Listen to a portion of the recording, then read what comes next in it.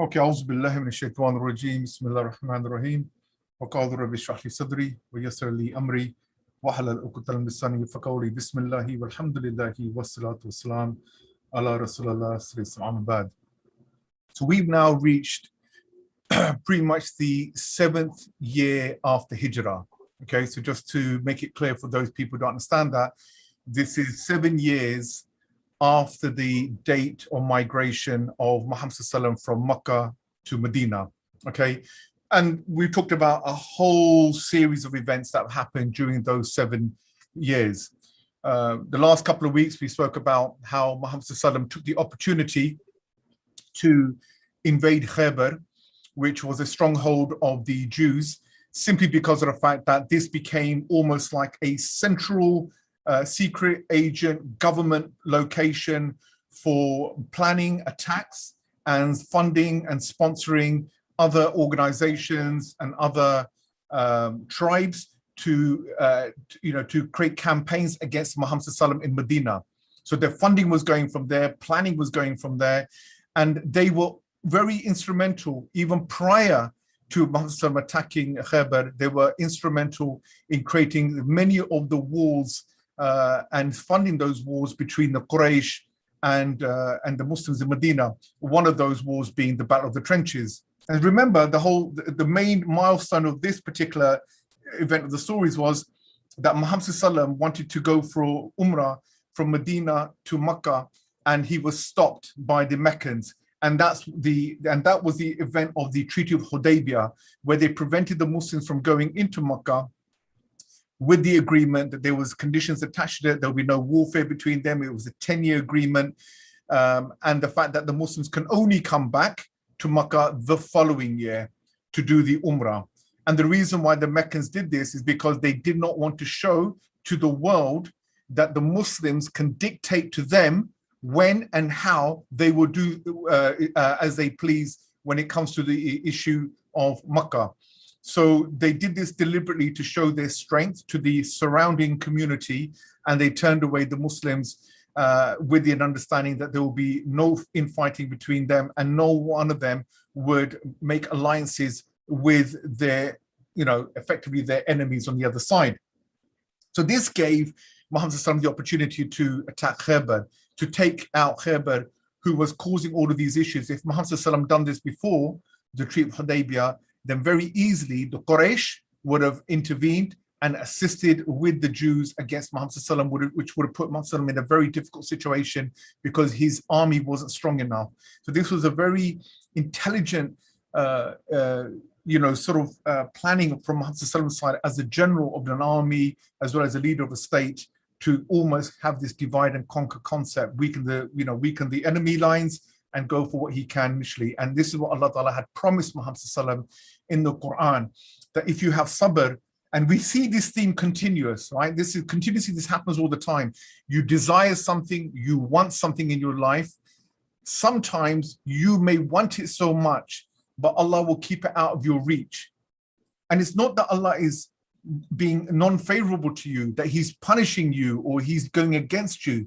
Allah's wisdom is so great. Sometimes all you have to do is put your trust in Allah and say, if Allah is not giving this to me now, there is a reason, and he will provide me something better. And he did. He said to Muhammad, you will not get to go to Umrah, because remember, the Sahabi were very angry because Muhammad would not make that, would not make the agreement to go into Makkah. So a lot of them were very upset with the fact that the agreement went against them. But Allah then promised Muhammad that for you and your people, there is a great reward. And Khaybar was a great reward for them. Just imagine you live in complete and utter poverty, and then all of a sudden, your stocks, your bonuses, your salary, your inheritance, all money comes out from nowhere that you could ever imagine. And that's exactly what happened with Khaybar. That Allah subhanahu wa ta'ala blessed the ummah of Muhammad with Khaybar, that they described that the money that they got from this Khaybar, that they never saw poverty again. You have to imagine that these Muslims, they were eating one meal a day, and that one meal was shared across the family. That's how much poverty that they were going through. And now the situation had completely turned, and they were completely overwhelmed with the reward. So we're in the 7th year after Hijrah now, and so we talked about some events that happened between Khaybar and what happened in terms of the conquest of Makkah. So a couple of events that I do want to talk about before I want to talk about what was eventually promised to Muhammad ﷺ, was that he was able to return back to Makkah to do his Umrah as part of the condition of the Treaty of Hudaybiyyah. So before I come to that, I want to talk about a couple of smaller events which I think are really good in terms of understanding some lessons. So this story is about a man by the name of Abu Hadrad. And Abu Hadrad was a Sahabi of Muhammad ﷺ. He was very poor. He came to Muhammad ﷺ asking Muhammad ﷺ that he wanted to marry this woman from Medina. And so Muhammad ﷺ asked him, if you want to marry her, what have you promised her as dowry? And he responded back and said, I promise to give her 200 dirhams. And Muhammad ﷺ was just, he was just shocked by the amount. He said to Abu Hadrad, he said, if you went round to the valleys of these mountains and picked up all of these, a valley full of gold, he goes, I swear you still could not be able to collect this much money. He goes, why did you make that much commitment for a dowry? Anyway, ultimately, Muhammad's response was to Abu Hadrad, I cannot give this money, I don't have this. So Abu Hadrad, he went away. Few days later, Muhammad calls upon Abu Hadrad and he says to him and a few other Sahabi that I have a job for you. What was his job?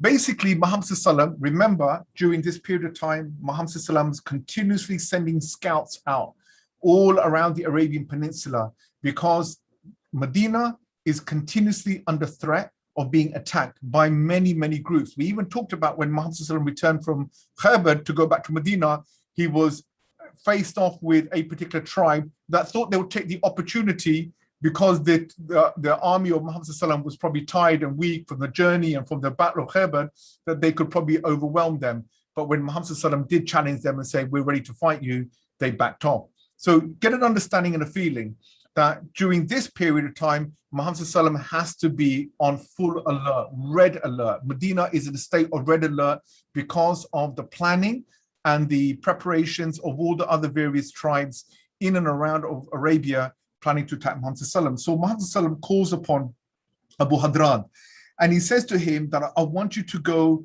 to this particular valley, okay, called Al-Ghabab. And Al-Ghabab is just outside of Medina. And I said, I want you to go there because I've heard news, intelligence, that there is a man by the name of Rifah bin Qais who has come together with another tribe, the tribe of the Qais and the tribe of Jashm, to plan an attack against the Muslims of Medina. So he said to Abu Hadrad, you and these 2 other men, or 3 other men, they were with him, you take this camel and you go and you intercept and you bring some information back. Now remember, this is different. This army is planning to attack Muhammad ﷺ, okay? So they have the opportunity to do what they need to do to try and restrict that from happening. So Abu Hadrad explains that Muhammad ﷺ gave them a camel. And this camel, 2 of them tried to get onto this camel and the camel was so weak, it didn't even have the strength to lift 2 of them up. So you had to tell the other guy, you need to get off and I'll stay in the camel. And the other 2, they realized that the camel still didn't have enough strength to lift up Abu Hadrad. So the other 2 lifted up, they pushed up the camel, helped it up to lift up Abu Hadrad. And so Abu Hadrad looked at Muhammad and said, is this the only camel that we've got? He goes, this is all I can provide you with. So they took their arms, they took their weapons, and they headed off to this area of Al-Ghabab. Now, when they got to Al-Ghabab, Abu Hadrad said, I told the men, he goes, when we came to the village and we could see the men there with their women, because that's how they do. When you go for war and you make preparation, many times what they do is that they try to bring their women with them. And the reason why is to ensure that nobody runs away from the battle. Okay, it was like an inspiration to make sure you go and you fight to the death. Okay, that was one of their things. So they get to this valley and Abu Hadrad says to the other few men, you mark the other side of the valley, I'll mark this side. And on my mark, on my mark, when I shout the takbir, Allahu Akbar, yeah, you come charging in with me. So they stayed there very quietly because they were very, very close to the village and they can see the army and the men that were there.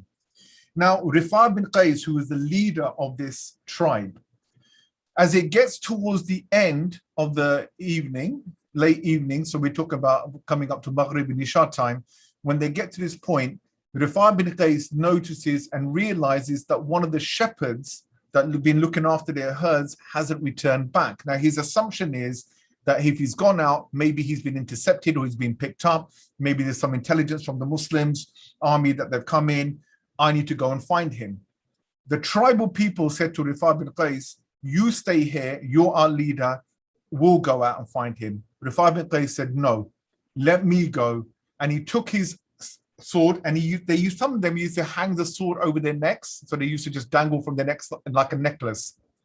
And he left. He goes, you stay behind and look after the tribe. So as he left and walked out of that valley, Abu Hadrad notices him, knows who he is, takes an arrow and shoots the arrow and hits him in the chest. By his surprise, Abu Hadrad says, this man did not scream. So I quickly jumped up and I charged towards him and I took my sword and I cut his head off. At that moment, I shouted out Takbir, Allahu Akbar, and I charged towards the valley. Now, remember, it's dark. So when these other men with Abu Hadrad, 4 or 5 men that with him, also started to scream the Takbir and shouted and ran towards the tent, these guys in the valley, in their tribe, they were not prepared for this. So they got scared. And they got scared more because they had their women and their children. So they quickly picked up their stuff and they ran because they didn't know how many men would come to attack them. It was dark. There's no street lights. There's no spotlights. There's nothing like this. So they ran. So Abu Hadrad said, as we chased after them, he said that we managed to capture some of their goods and some of their cattle. And he said that we returned back and we took it back to Muhammad Sallallahu Alaihi Wasallam. He said, when I came back to Muhammad to Medina, I showed Muhammad Sallallahu Alaihi Wasallam, this is the head of Rafi bin Qais, the man who was plotting against the Muslims to try and kill them. And he also turned around and he offered Muhammad Sallallahu Alaihi Wasallam and said to him, these are all the goods that we captured. Now remember, if you're the army and you captured and you fought with the army and you captured their booty, that booty now belongs to you. And so Muhammad Sallallahu Alaihi Wasallam returned back this booty that was captured back to these men. And Abu Hadrad realized that the money and the booty that was given to him mounted over more than 200 dirhams, and that was all the money he needed to get married. So his rizq came to him in a way that he would never expected. Muhammad Sallallahu Alaihi Wasallam planned for him specifically to go and do this campaign, knowing that the booty will be available, and that was one way that he could achieve his rizq. And therefore he could go ahead and get married. Otherwise, this man would never been able to marry the girl that he desired. So subhanAllah, look how Allah subhanahu wa ta'ala makes things happen for the true believers who desire things in life. When you desire something in life, don't run for everybody else in terms of gaining those worldly achievements. Don't sell yourself short. Don't sacrifice your religion or your belief. Put your trust in Allah subhanahu wa ta'ala and Allah will provide. A lot of people, they come to me and they say, but I do that and I failed, I don't get it. I think sometimes you need to look deep inside your own iman and you need to really ask yourself, did you push yourself to the limit? Did you really have the iman? Did you really have the belief that Allah will provide? Did you really put your trust in Him? Or was it just half-heartedly? Allah only wants an unconditional trust. Allah only accepts unconditional trust and yaqeen. And that is shown from what is within your heart and through your actions. And until you can show that, none of you have the right to complain. None of you have the right to ask Allah and say, why haven't you provided this? These were people of strong iman. They had it in their hearts continuously that Allah will provide. No matter what they faced in their lives, they persevered through that and they put their trust in God and Allah provided with them, because that is the condition. So this is something very important to remember. Another event that also occurred, which is also very important, that shows the relationship between Muslims and non-Muslims and the justice between Muslims and non-Muslims is an event that occurred in regards to a man by the name of Muhallim bin Juthama.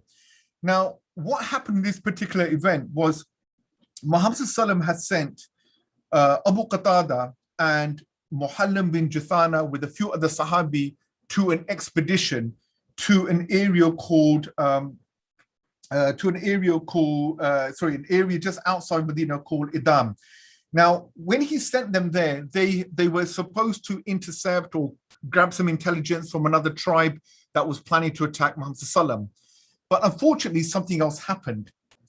When they arrived in this particular region, very close to Idam, when they camped, a man on a camel by the name of Amr bin al-Adbat, a man by the name of Amr bin al-Adbat was riding on a camel carrying his goods and a vessel of yogurt.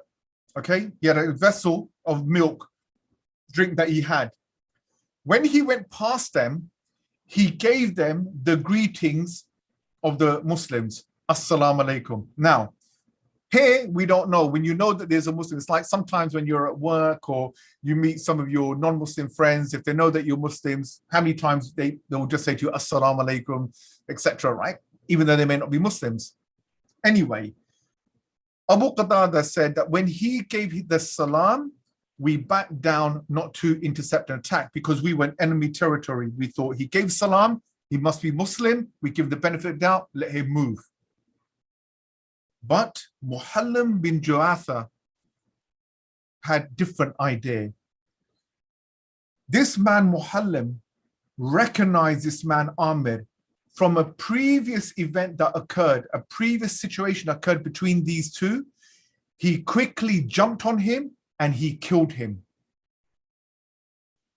They returned back to Medina because of this unexpected event. When they came back and they told Muhammad ﷺ what had happened, an ayah of the Quran was revealed to Muhammad ﷺ. And Allah said to Muhammad ﷺ, O you who believe, when you go forth in Allah's cause, be circumspect, be cautious, be wary. Do not say to those who greet you in peace, meaning in salam, you're no Muslim, and seek your worldly gain. With God, there will be many rewards. That is the way you behaved previously, but God has now favored you. Be aware that God has knowledge of what you do. In Surah Nisa. Now, the reason why I think this is important, how many times have we seen when Muslims in our community are so much against each other,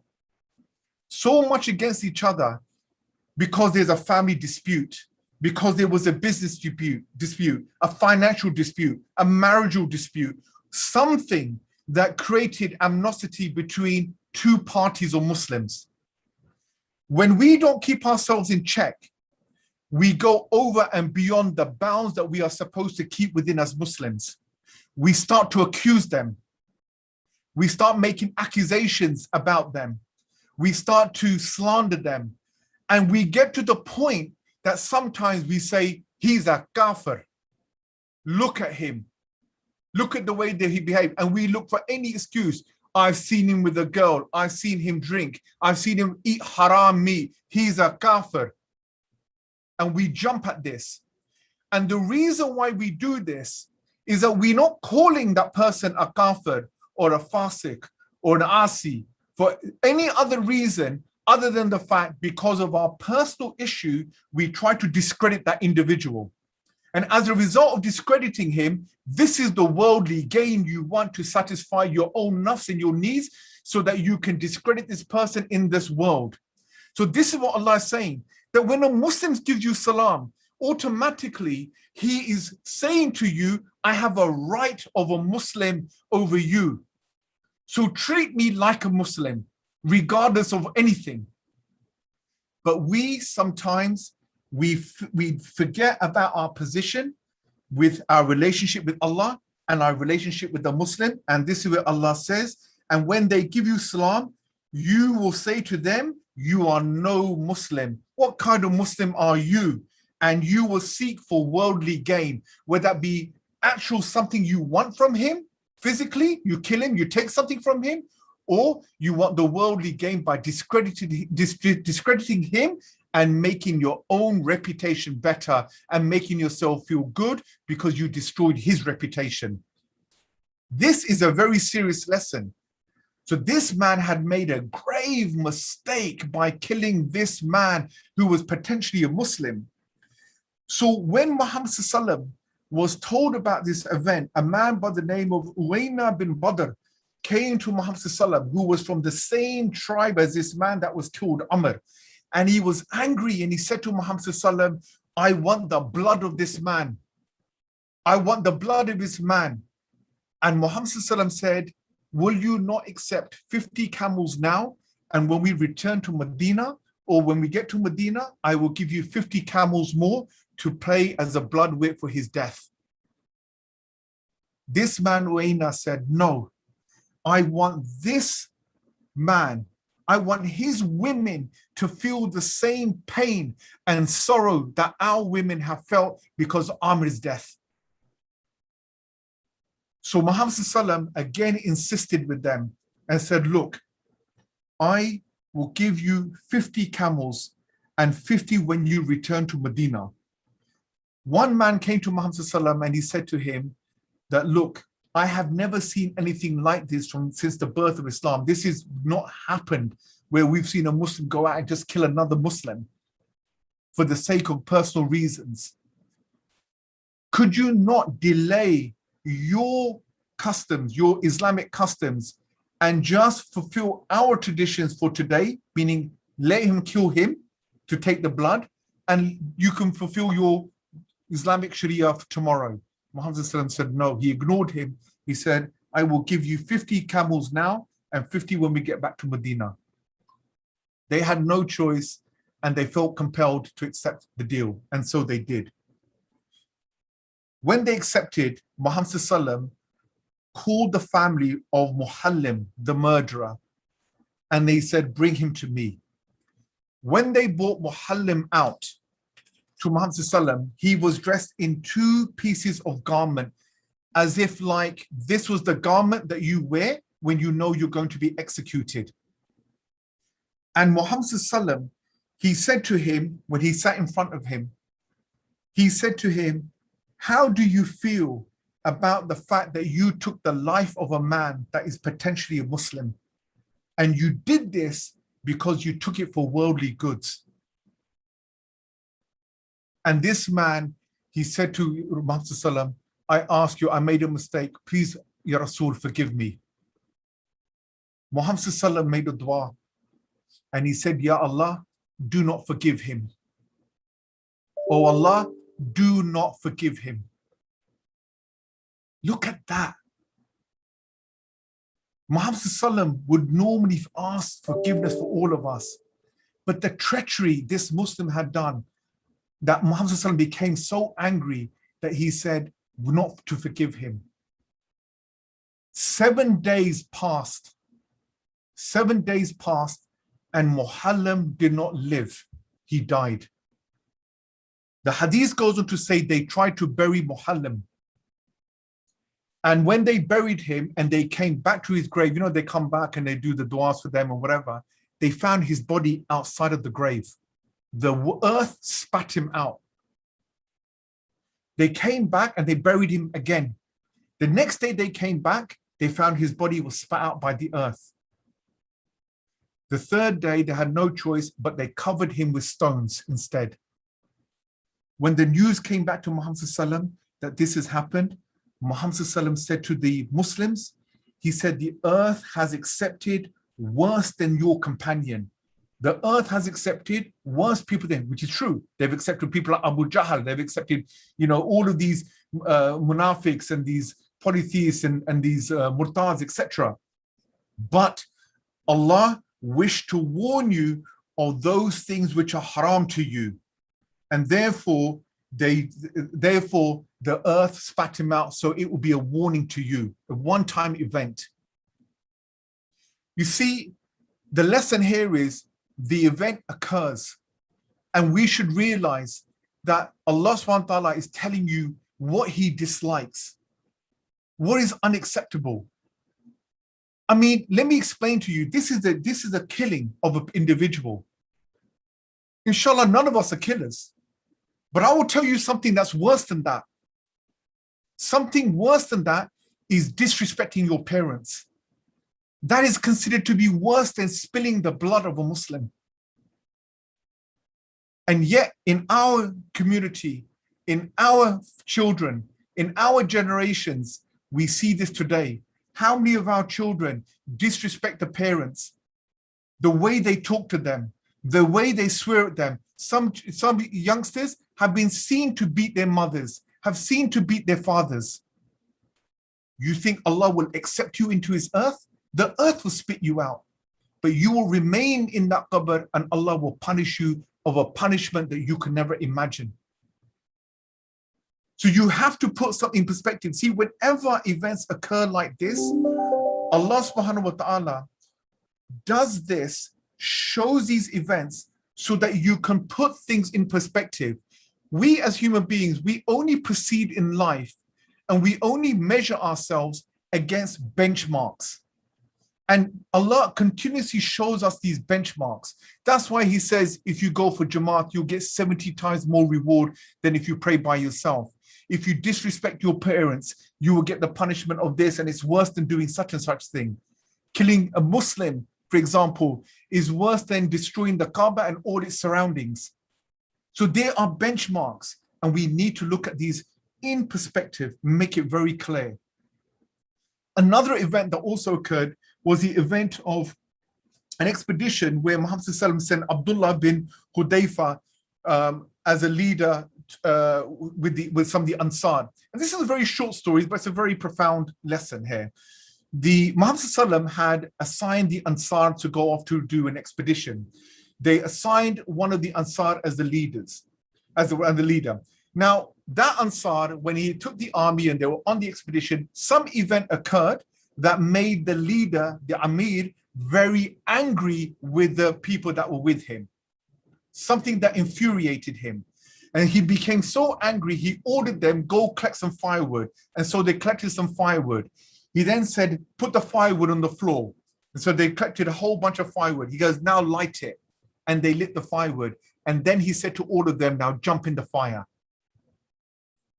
These Ansar, they ran back to Medina and they told Muhammad sallallahu. Muhammad sallallahu said to them, if they had entered that fire, they would never have come out of it. For obedience is only in that which is good.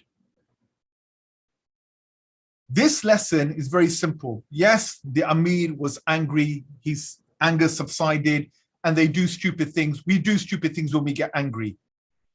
But the lesson here Muhammad said was, if you had listened to your leader in that which was kufr, in taghut, in that which is not good in Islam, you would have entered hellfire and not come out of this. Meaning the punishment would have been grave. Obedience is only to that which is good in Islam. So when you are hanging around with your friends, we're talking about a leader, but when you are hanging around with your friends and your friend says to you, mate, let's go out and let's go for a shisha and leave the salah. It's time for Maghrib, Fard, you need to pray. It's time for Asr, it's Fard or Isha. Leave that, let's go for Isha and skip it. And you leave that and you go and you follow him in that. Or it could be as simple as football, knowing that you're going to miss Maghrib and it's made clear. You have done nothing but put your foot into the hellfire. You have followed him in something which is bad, because he's playing to football is fine. But playing football deliberately to avoid your salah, to take you away from that, now becomes haram. Put that into perspective for most of us in work. When you know that either somebody's arranged a dinner or a lunchtime that's going to make you miss Jummah, are you going to make the decision and say, I'm going to follow my boss and go for lunch and miss the Jummah? Am I going to follow him in the bad and leave that is good? What do you think will happen to you? So Muhammad Sallallahu Alaihi Wasallam is making this very simple, profound principle in life. That if they had entered into that, if they had followed him, if you had entered into his recommendation to go and follow him in that action, in going for lunch or going for shisha or going for something else stupid that evaded you from doing your obligation, then you would never have come out of it, meaning from the punishment. Because the obedience is only for that which is good. So this is a very important lesson all to remember. It's beautiful how these small events occur and how Muhammad Sallallahu Alaihi Wasallam teaches us continuously of all of these events that occur.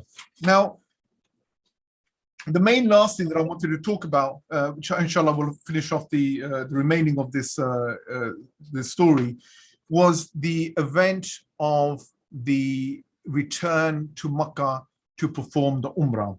Now, this event of returning back to Makkah is this Umrah was referred in many different ways. Umrah al-Qada, Umrah al-Qisas, which means, you know, the preventative Umrah because of what happened in the Treaty of Hudaybiyyah. They didn't allow them to travel and go there.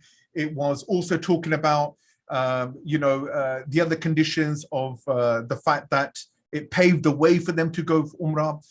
Here, we know that this event occurred in the 7th year after Hijrah, towards the end of that year. Okay, so towards the end of that year. And this was a response to where Allah subhanahu wa ta'ala said in Surah Al-Fath, remember the promise that Allah had made to Muhammad sallallahu alaihi wasallam after the Treaty of Hudaybiyyah, when they were all down and upset because they could not go. And Allah said, God will fulfill the true visions of his messenger. You will certainly enter, if Allah will it, the holy masjid in safety, with your heads shaved and cut, not fearing anything. So here Allah is saying in Surah Al-Fath, you Muhammad, you had a dream that you will go and do Umrah. That was the cause for you to go to Umrah that year when the Treaty of Hudaybiyyah happened. And what had happened when he was prevented from going? Hazrat Umar radiyallahu anhu was angry and said to Muhammad sallallahu alaihi wasallam, what is this? Did you not promise us that we were going to enter Makkah and perform our Umrah? And Muhammad sallallahu alaihi wasallam returned his answer back to Hazrat Umar and said to him, and did I say to you that it will be this year? We made an attempt with the intention, but did I say to you it will happen this year? I did not. So there Allah is saying to Muhammad sallallahu alaihi wasallam that I promised you, and because of the test you endured, because of the challenges you had, you were unable to perform it, you were unable to do it, you will go. And not only will you will go into enemy territory where they want to kill you, where they will shoot you down, where they will destroy you. I will allow you to go in with full safety. Not a single hair on your head will be touched. No one will attack you, and you will fear nothing, and you will complete it. That's like saying, will we ever enter the land of Israel and take it without them even challenging us? Inshallah, one day, any of those lands that have been taken away from us, will we ever be able to go back and take them without having any bloodshed? Allah can make everything and anything possible. These are the lessons that have been taught here. So Muhammad sallallahu alaihi wasallam, he told everyone, we are going for the Umrah. And this happened in exactly the same month, the year before that the Treaty of Hudaybiyyah was made. So 1 year exactly, Muhammad sallallahu alaihi wasallam ordered everyone, get ready and let's go. 2,000 of the companions of the Prophet Muhammad sallallahu alaihi wasallam prepared, and they wore the ihram, and they took, and keep in mind now, they took 200 soldiers, cavalry, who were armed up, and they had these carriages that were loaded up with weapons.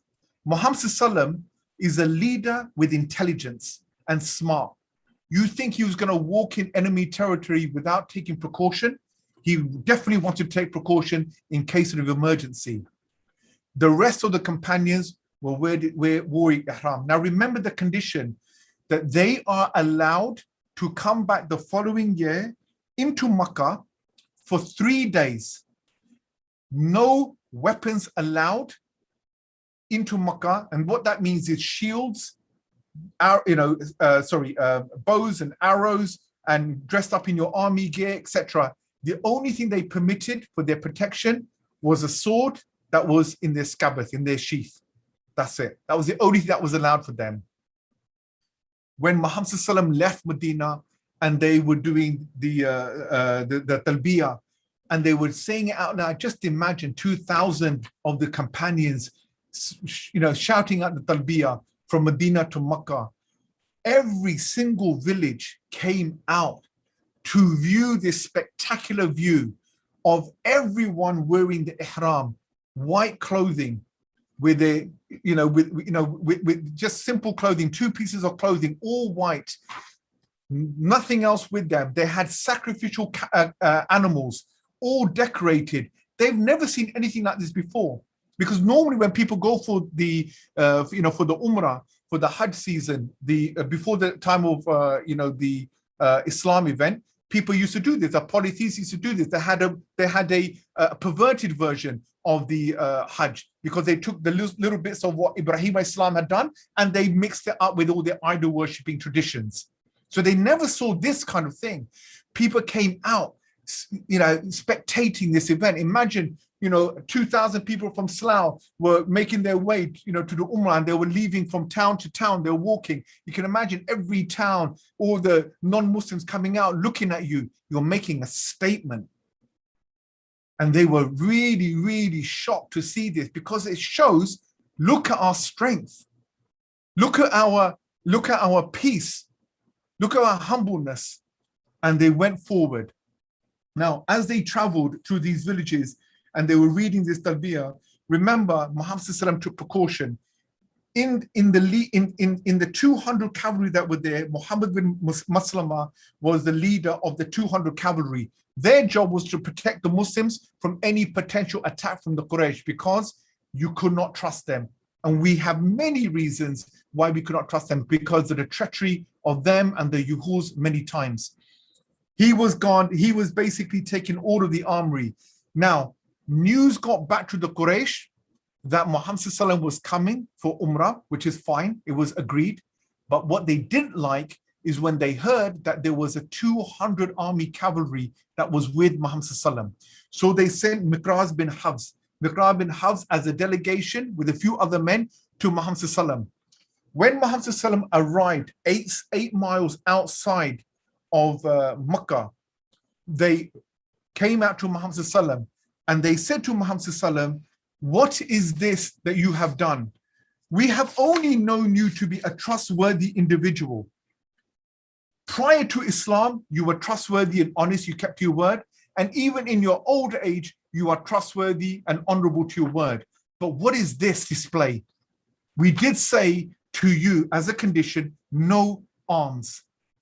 And Muhammad ﷺ said, not one single arm will enter into Makkah. So they were content.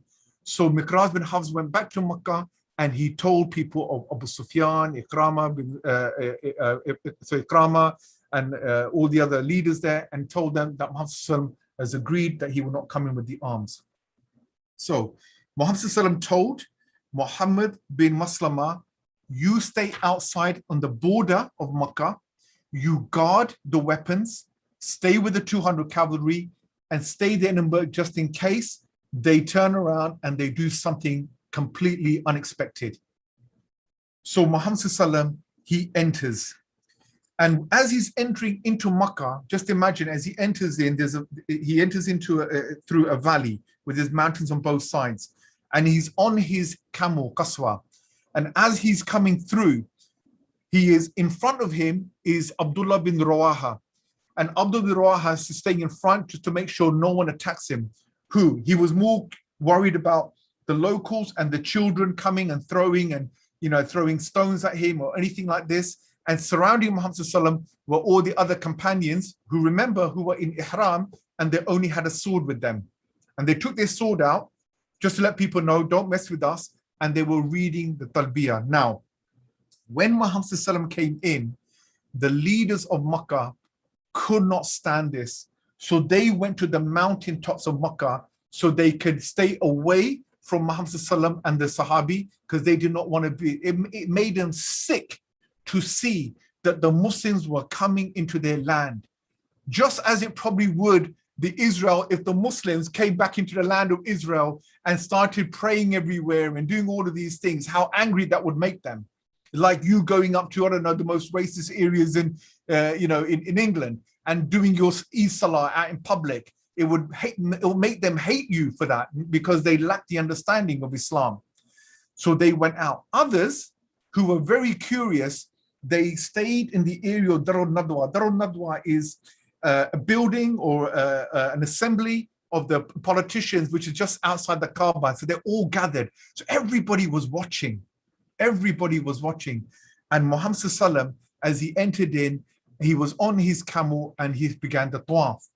Now, rumors came out whilst Muhammad ﷺ was traveling to Makkah that people were saying, the Quraysh were saying amongst themselves, the Muslims who have come from Medina are weak and are sick, because Medina is a very swampy land and there are many, mosquitoes and insects that they can get ill and sick.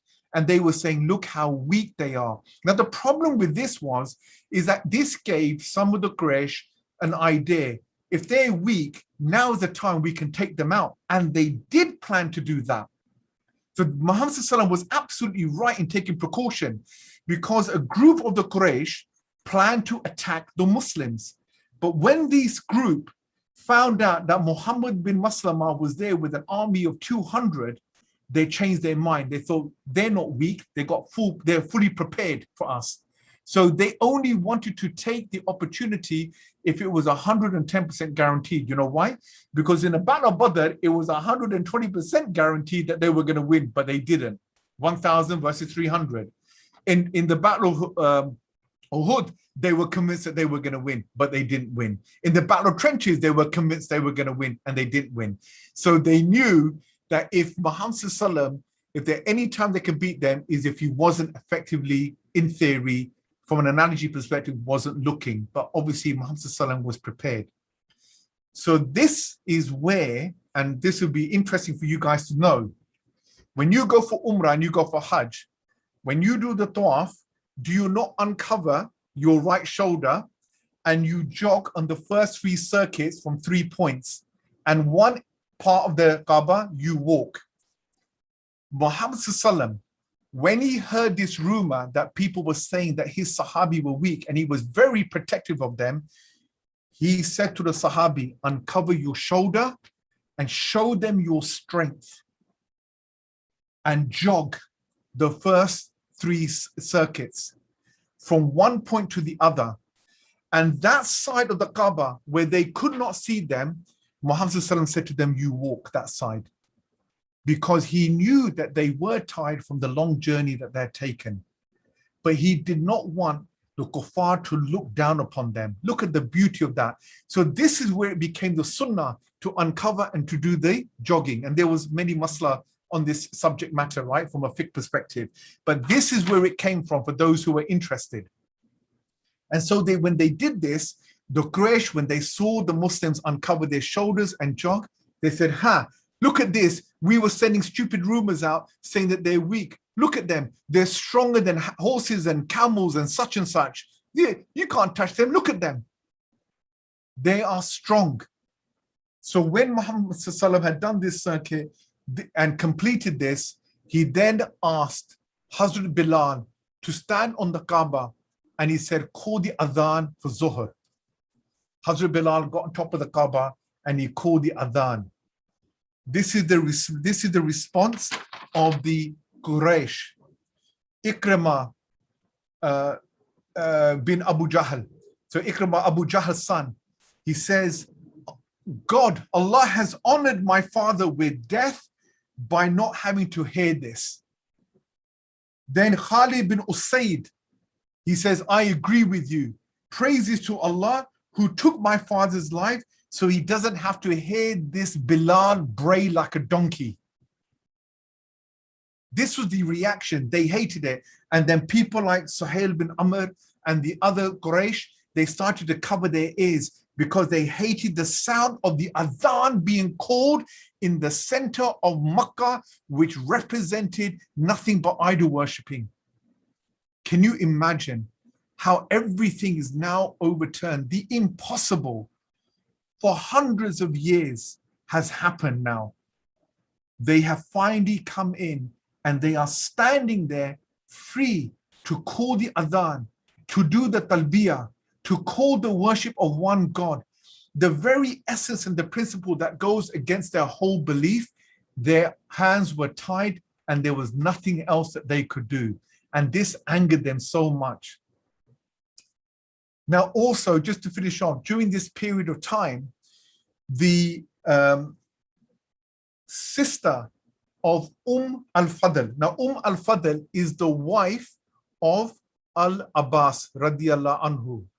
Al-Abbas is the uncle of Muhammad sallallahu. Okay? Al-Abbas is the uncle of Muhammad sallallahu. So Fadl is his wife. Fadl has a younger sister who's about 26 years old, and her name was Maymuna radiyallahu anha. Maymuna used to be married to a man by the name of Abu Rahim, who recently passed away. So Maymuna asked her sister Fadl, I want to get married again. Could you find me someone? So Fadl gave the responsibility to Al-Abbas that find someone appropriate for her. And Al-Abbas obviously found the most appropriate person, which was his nephew, Muhammad sallallahu alaihi wasallam. So he had already approached Muhammad sallallahu and said, would you want to marry her? And Muhammad sallallahu thought this is a good idea because she is part of the Quraysh. And not just part of the Quraysh, she was also the aunt, the maternal aunt also of Khalid bin Walid, who was also, part of the other tribes of the Quraysh. So Muhammad sallallahu agreed to this. So Al-Abbas gave 400 dirhams as dowry, and the marriage occurred in Makkah. Now, Maymuna radiyallahu anha was the last wife of Muhammad sallallahu. Remember that was the last of his marriages. Okay, so we've completed in terms of all of his marriages in the Seerah, that was the last one. On the third day, Suhail bin Amr and Huatib ibn Abdul Uzza came to Muhammad sallallahu angry, and they said to Muhammad sallallahu, on the covenant that was written, we agreed that you would only stay 3 days. Why are you still here? Muhammad sallallahu said, Suhail bin Amr, calm yourself down. Would you not give this man of Quraysh an extra day to celebrate? I just got married to one of your women, Maymuna. Would you not allow me to have a feast? And I will have a banquet, and you are all invited to sit and eat and celebrate with me. They said, we have no need for your food, and we will call upon this covenant.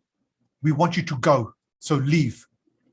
And so Muhammad sallallahu didn't argue with them. They're right. There was a covenant. There was an agreement. He only stayed to ask their permission if he can stay 1 day longer. And so he left. So when he left, he asked the other Sahabi to bring Maymuna later on. And she wanted to get out because she got insulted and she got abused because now she became the wife of Muhammad sallallahu, and she could not wait to get out. And then when she left, she met Muhammad sallallahu at Al-Saraf, which was just outside of Makkah. And there they consummate the marriage. And imagine, subhanAllah, by the will of Allah, that even though this is where they consummate the marriage, Maymuna radiyallahu anha, at the end of her life, died in the very same place where she consummated her marriage to make that marriage valid. As Muhammad sallallahu was leaving Makkah, the daughter of Hazrat Hamza, and she was very young at the time, as they were leaving, she came running out to Muhammad sallallahu, shouting, oh uncle, why would you leave me here? Why won't you take me? And immediately Hazrat Ali grabs hold of her hand and says, Fatima, take her. Fatima will look after her. Then Ja'far bin Abu Talib, the brother of Hazrat Ali, he said, no, I will take her because I am also her uncle. You're her uncle and so am I. And then Zayd bin Haritha, he then argues and says, she is the daughter of my brother. Now, why did he say that? Zayd bin Haritha, why did he say that he was a brother of Hazrat Hamza? Because if you remember when they went to Medina the first time, you know how Muhammad Sallam in the very first year, he made each Muhajir a brother of the Ansar, or some of the Muhajir brothers with each other? Well, Zayd bin Haritha was made the brother of Hazrat Hamza. So they were like brothers. So he said, that's the daughter of my brother. That's the daughter of my brother. So Muhammad Sallam saw this. And so he decided to make the decision about what should happen. And this is where it becomes very interesting about how Muhammad Sallam made this decision. And he said, and so he said to each of them, and he said to Hazrat Ali that, look, you are a character such that you are strong and you are, your heart is clean. Ja'far, you are like me in resemblance and personality. And Zayd, you are my companion and you are my free slave. So he wanted to, commemorate them, say that good things about them. But he said, this girl should go to Ja'far bin Abu Talib because the wife of Ja'far bin Abu Talib, Asma, is the maternal aunt of this girl. So the ruling is, if a child doesn't have a father or a mother, then the next adoption person will be the maternal, not even the paternal, the maternal aunt. And therefore, that is why she went to Ja'far bin Abu Talib's wife. And therefore, they looked after them because they want to take the honor and to take that to reward of looking after that orphan. Now, having said that, Hazrat Ali responded to Muhammad Sallam and said, why don't you just marry her? And Muhammad Sallam said, I cannot marry her because she is the daughter of my foster brother, which is another Sharia ruling, that if two people have breastfed from the same foster mother, then the daughter, they cannot marry the daughter of each other's because they're haram, because they become mahram. So this was forbidden. So eventually, Muhammad Sallam married her to Salama's son. So this was the events that occurred during this period of time.